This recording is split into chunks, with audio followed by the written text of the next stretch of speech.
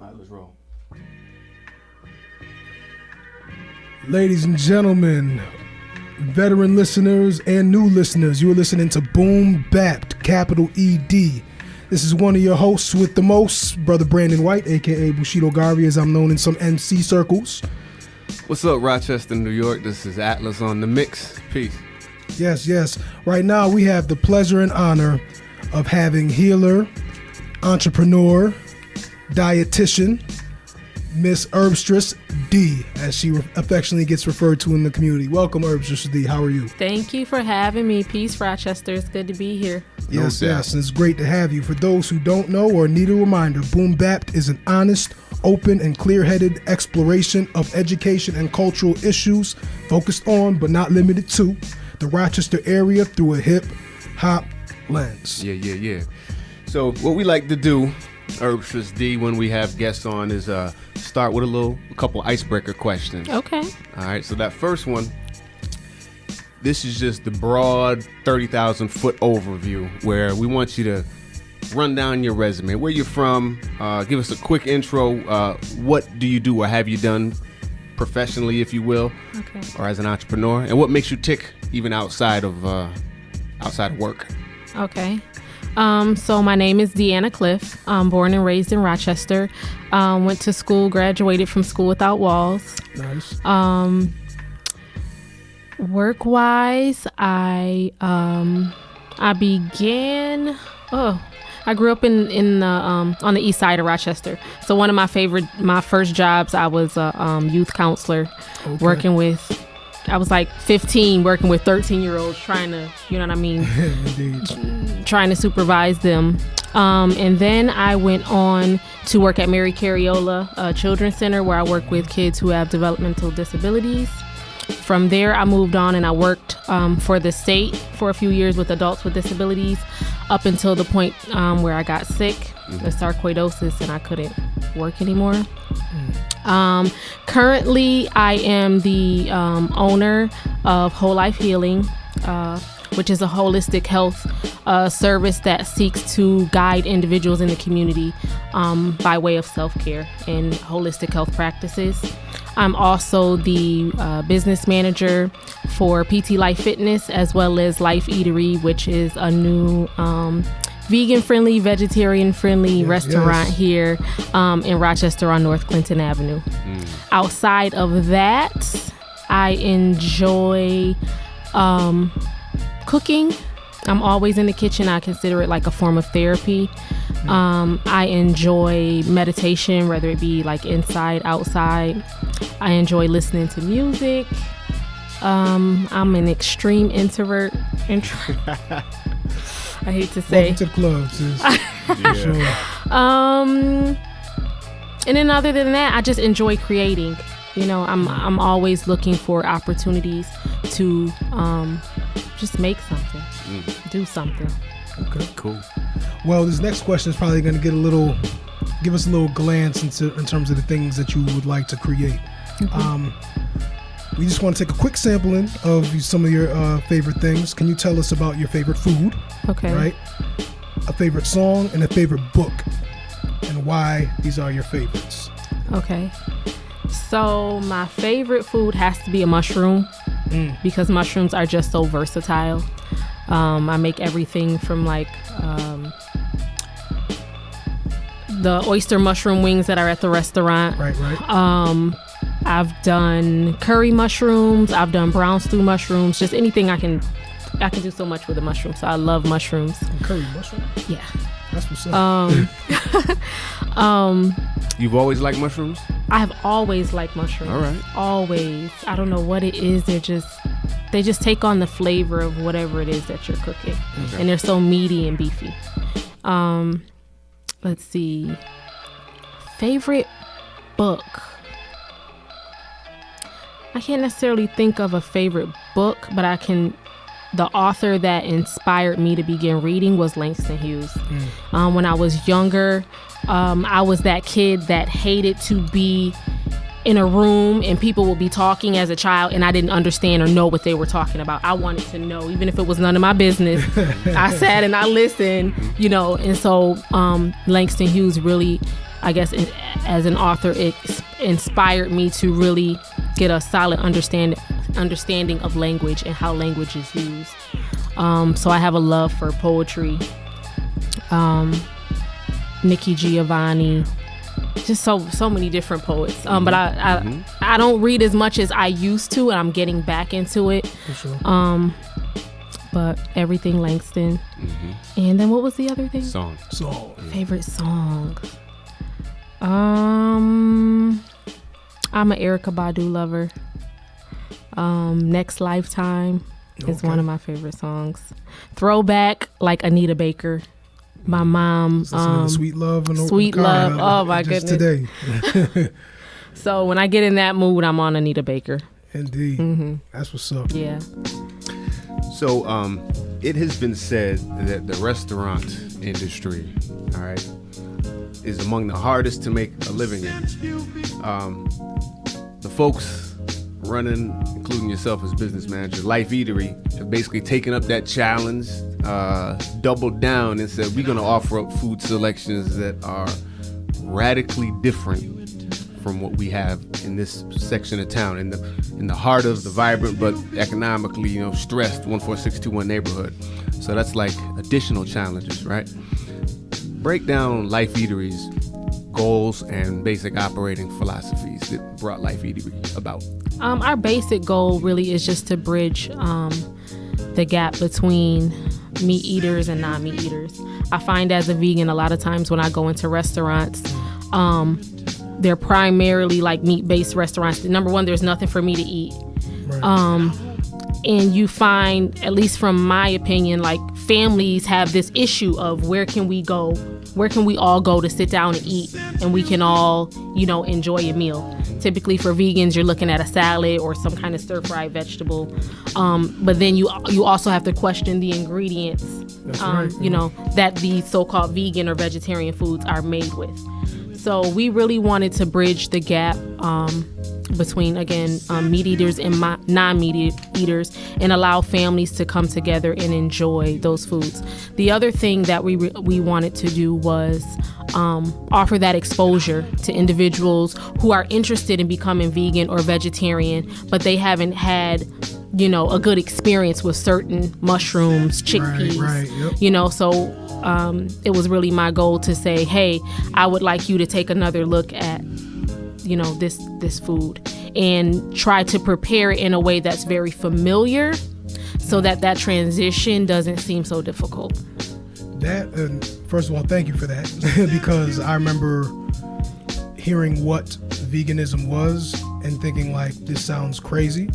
And I remember being exposed to tofu for like the first time, and it tasted crazy, right? And I know tofu can taste good, but just how I ended up getting made in my case, it wasn't hitting at all, right? But then in this modern era, I got exposed by my own trial and error largely, but then I guess maybe not so much just by myself because you put me on the Life Eatery, and that allowed me to have more options to make this seem like a sustainable idea. Okay. And you talked about kind of what we were getting into in the next question in terms of how you provide this experience without necessarily being pushy. Like, what's this? Can you describe this dance more of like providing good, healthy options, some vegan-based, some maybe not so vegan-based, but still healthy options while you're still in this dietary diverse kind of cultural background?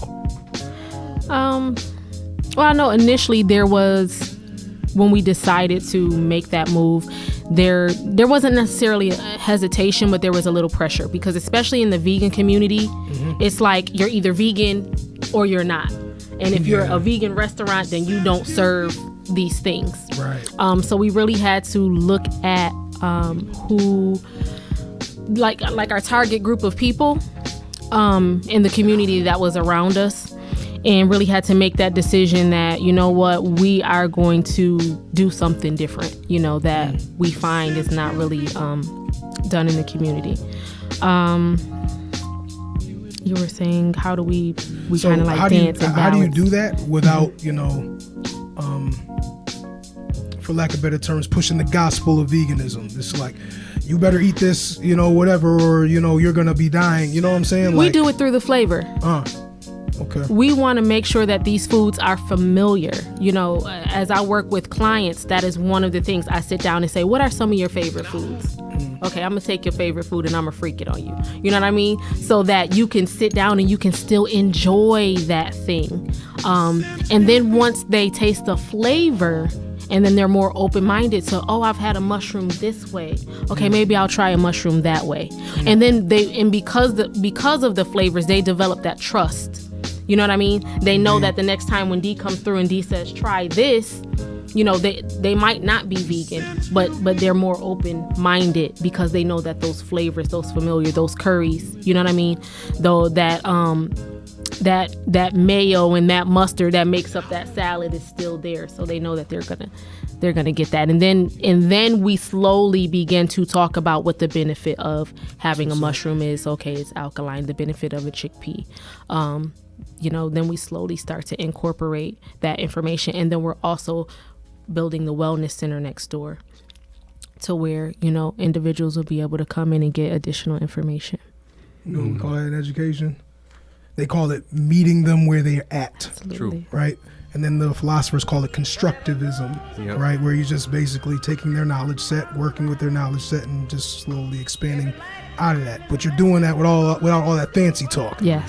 You're just like, all right, this is what you like. All right, watch this. Yes. Boom. And then you just build on that, right? That's what's up. Absolutely. Yeah, I think that's a genius model, you know what I mean? And you keep it moving with the menu items. So if people are coming in as repeat customers and seeing these interesting options up there, they're gonna eventually, you know, all right, you know, I'm gonna try that little thing you got on there right now and see how that goes down, you know? Yes.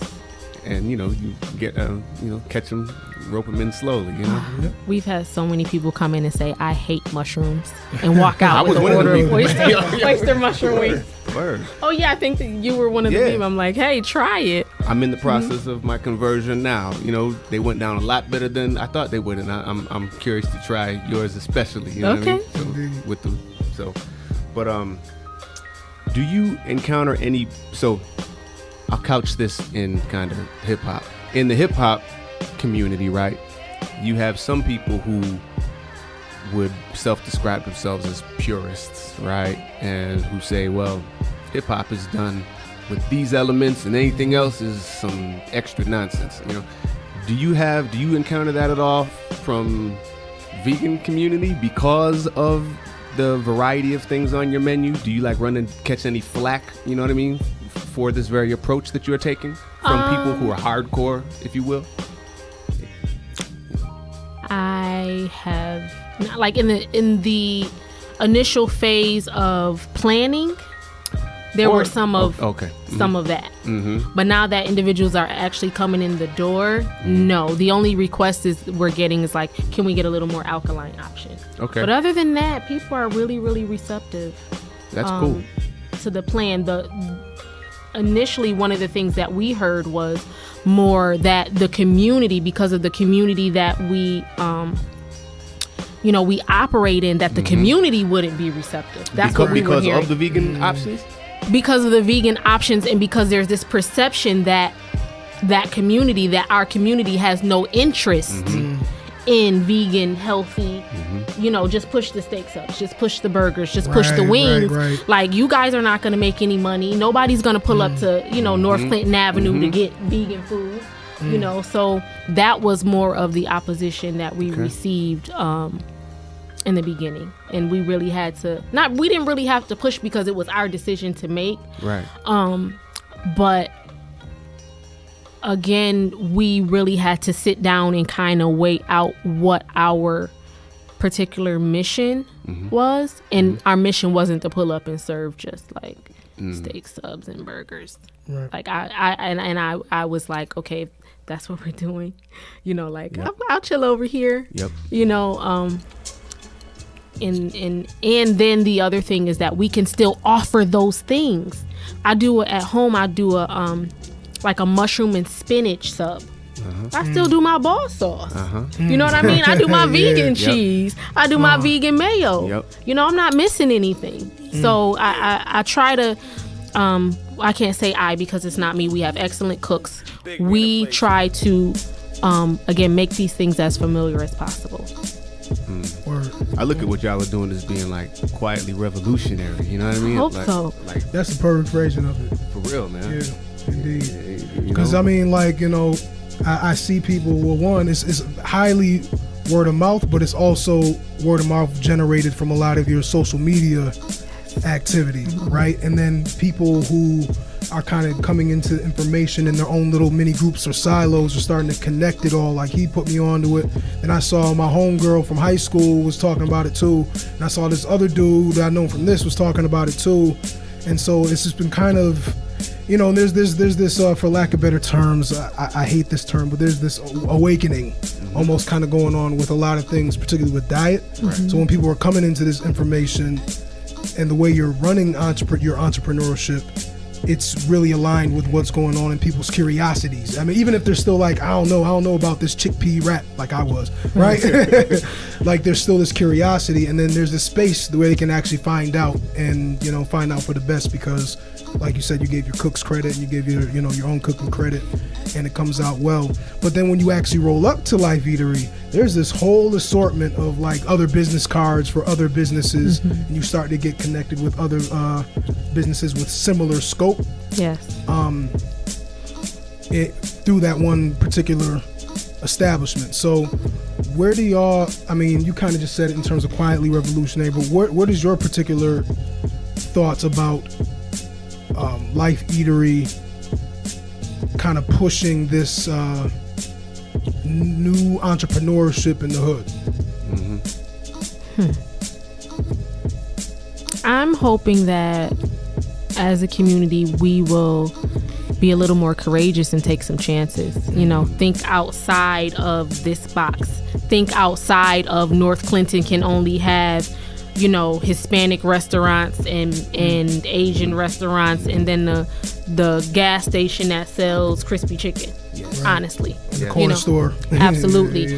Yeah. And like, we've had people request, like, we need y'all on the west side. You know, so we're hoping, like, we can't do it all. Right. We're hoping to inspire other others to be as creative as they can be, you know, with what it is that they offer.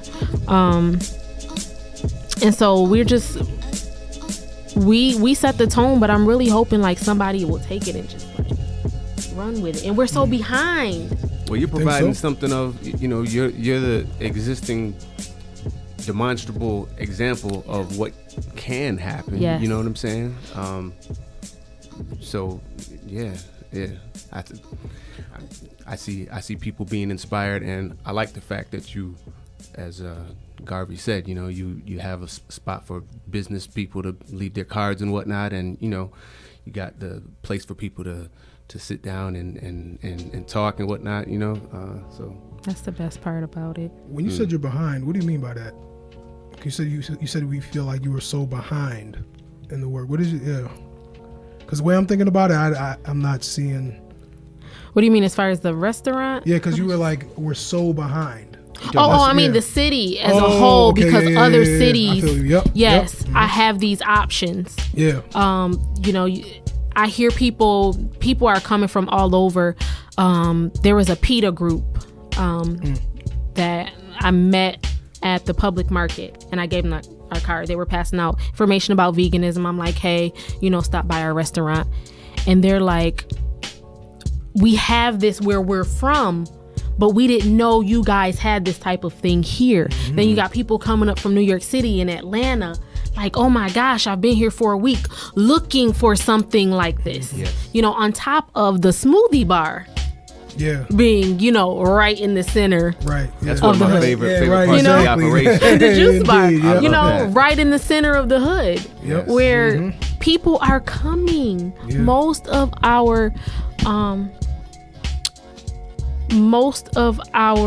clientele, they look like us. Yes. Yeah. Whereas people are saying, Black people, Hispanic people, nobody's in this area is interested in this type of thing. You're gonna lose. And I said initially, and especially from like our Facebook following, I said people are waiting for these doors. So you know what the cynic in me thinks? and I don't want to give too much energy to it, but y'all are kicking down the door, right? Laying the groundwork for this healthy revolution. You know what I mean? The typical way that something like this goes is then moneyed interests to see, oh, you know what? Okay, so there is some money to be made, hawking, and that's the way they would see it, hawking healthy foods to these people. You know what I mean? Indeed. It's going to be interesting to see how the community operates going forward in that capacity. You know what I mean? Don't allow, spots, little bougie spots to pop up, and the community is ready. People are coming from Thurston saying we're here to support you. You understand what I'm saying? Indeed. They know where else they can go. They don't want to. That's beautiful. They're like, we're here for you. Yes. And we have people, literally, there's people that I did not meet before Life Eatery, and after developing relationships with them, because that's another great thing about being there, is that we develop relationships. Because y'all are down to earth too. Yes, with our customers. We're sitting down in the booth having a conversation. They're talking to Auntie back there like, hey, Auntie, you working today? So the community is very aware, of what's going on. We came to support you guys because of who you are. We could have spent our money elsewhere. And then I've also had people that said, as long as we are going to do whatever we can to make sure that you guys stay in business. We're going to be here. And that's so important too. I hope the community is hearing that. You know what I mean? It's super important. So, one of the biggest stumbling blocks to establishing and maintaining a service-oriented operation like an eatery is simply finding the right mix, the right personnel, committed folks and whatnot to fill out the many roles that are called for. The vibe in Life Eatery when you walk in is a positive one. You got from the color scheme, the bright green and white and whatnot. The food is always good. It's not an easy thing to pull off, running an eatery, especially with the vibe that Life Eatery brings. How did the Life Eatery team get put together or come together? So, oh my goodness. We have, so it's a family run restaurant. You have Frederick the Third, which we call him Petey. Okay. Then you have Frederick. Is it Frederick the Third or Second? I don't know how those numbers go. But then you have his dad. All right. And then you also have his son. Okay. And then you have his auntie. All right. So, it's a family-run business. Yeah. And we were very committed we were literally meeting every single day before the restaurant opened, talking about the vision, talking about the color scheme. The family came together to paint. Everything that you see in there was done by the family. That's beautiful right there. Everything you see, the family has been just so committed to seeing this thing come alive. But we meet regularly. We have a work relationship, but we also have very strong personal relationships. To where we sit down and we get real, like we meditate together, like literally those types of things. We get personal. How's your day? How are you feeling emotionally? How are you feeling mentally? Seems like you're a little off. Let's go talk over here on the side. So y'all check in like that? Absolutely. That's what's up. And it's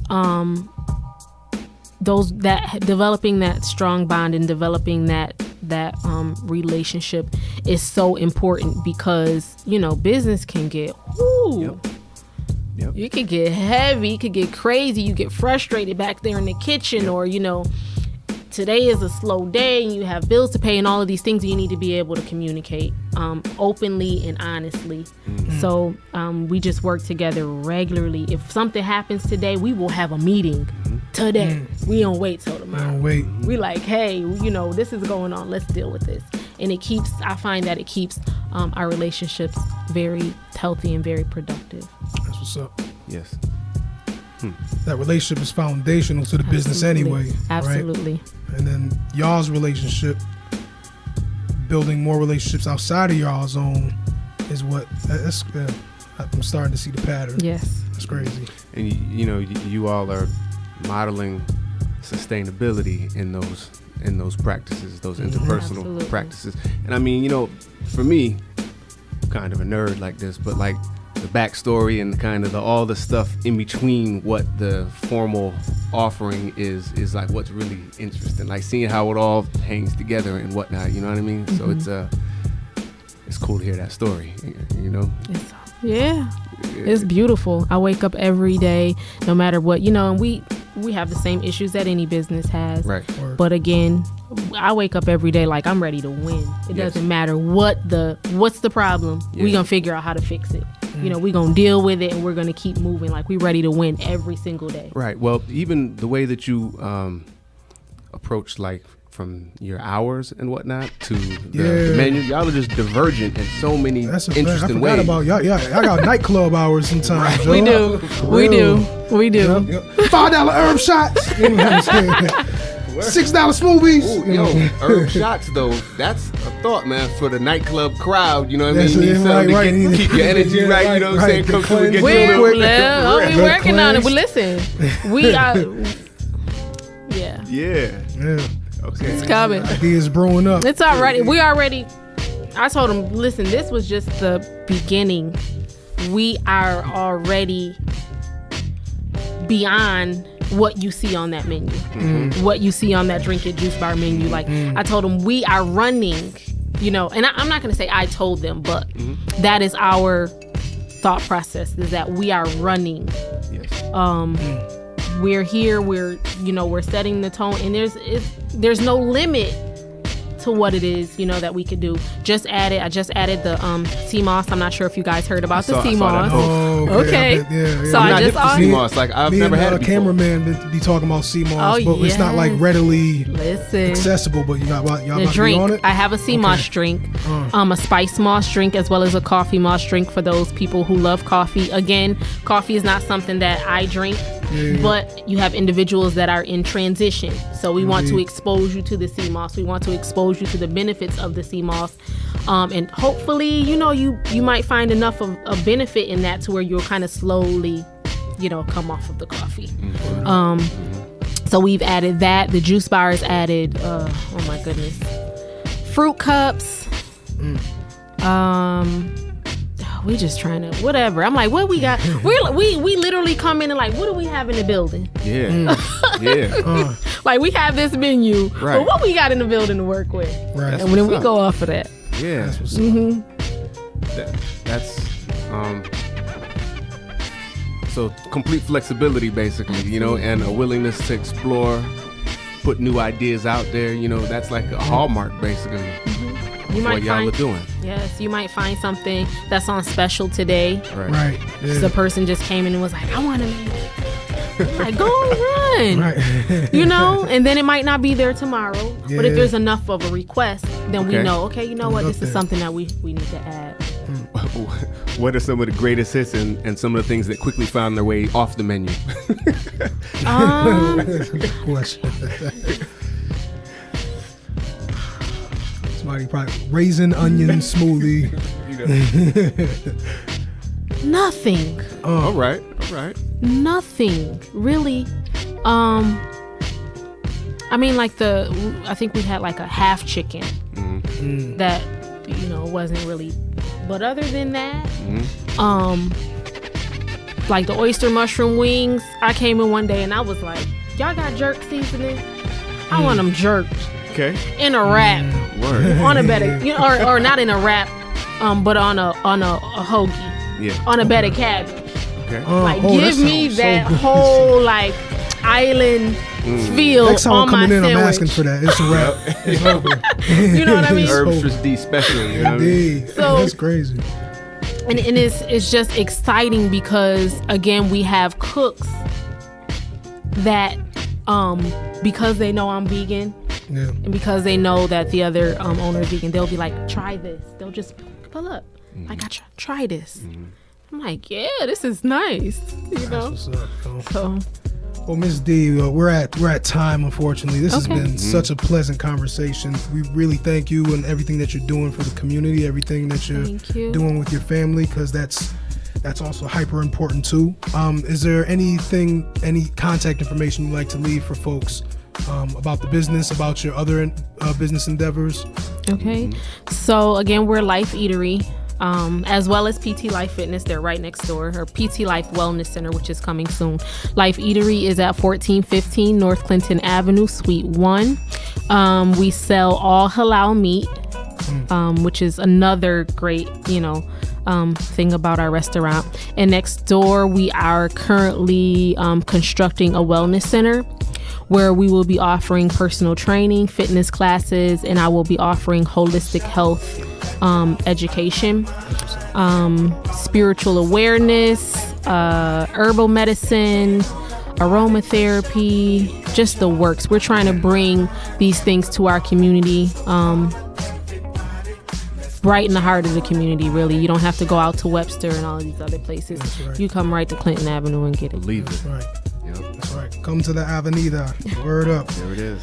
Everybody, thank you again, Ms. Herbstress Dee. Thank you for You've been having listening to me. BoomBappED, capital ED. You can catch us from 1:30 to 2 o'clock on Tuesdays on Whale 104.3 FM. Check us out on Facebook. Tune in for the next episode. Peace. Peace.